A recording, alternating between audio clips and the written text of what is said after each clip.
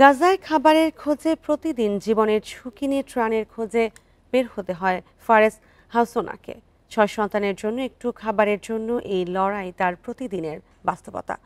15 দিন আর তার পুরো পরিবার অভুক্ত থাকার পর গাজায় ত্রাণ প্রবেশ করায় এক বস্তা আটা পেয়ে খুশি ফারেস। কাঁধে এক বস্তা আটা নিয়ে গাজার ধুলোমাখা পথ ধরে হেঁটে যাচ্ছেন 6 সন্তানের বাবা ফারেস হাসোনা। এই এক বস্তা আটাই এখন ফারেসের কাছে অনেক মূল্যবান। এভাবেই জীবনের ঝুঁকি নিয়ে পরিবারের জন্য একটু খাবারের খোঁজে বহু পথ পাড়ি দিতে হচ্ছে গাজাবাসীকে। ইসরায়েলি আগ্রাসনে গাজার দক্ষিণাঞ্চল থেকে বাস্তুচ্যুত হয়ে পরিবার নিয়ে এক অস্থায়ী তাঁবুতে আশ্রয় নিয়েছেন ফারেস। সেখানে খাবার নেই বললেই চলে।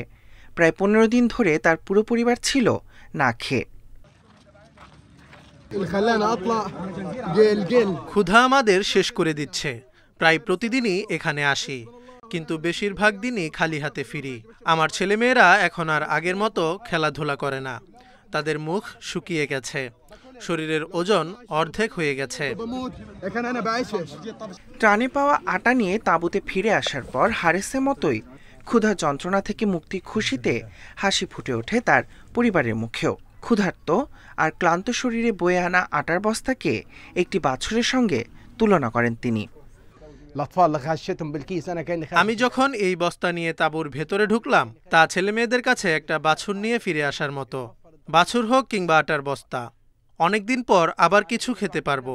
3-4 মাইল পথ পাড়ি দিয়ে এই আটার বস্তা বয়ে আনার কষ্ট অবর্ণনীয়। ভোরের আলো ফুটে ওঠার আগেই ত্রাণের খোঁজে বের হতে হয় ফারেসকে। তবে ত্রাণ কেন্দ্রে পৌঁছানোর পর তাকে নামতে হয় আরেক যুদ্ধে, আর তা হলো নিজের প্রয়োজন মতো ত্রাণ সংগ্রহ করা। কারণ ত্রাণ আসার পরপরই ক্ষুধার্ত মানুষের ভিড়ে বুঝে নিতে হয় নিজের খাবারটুকু।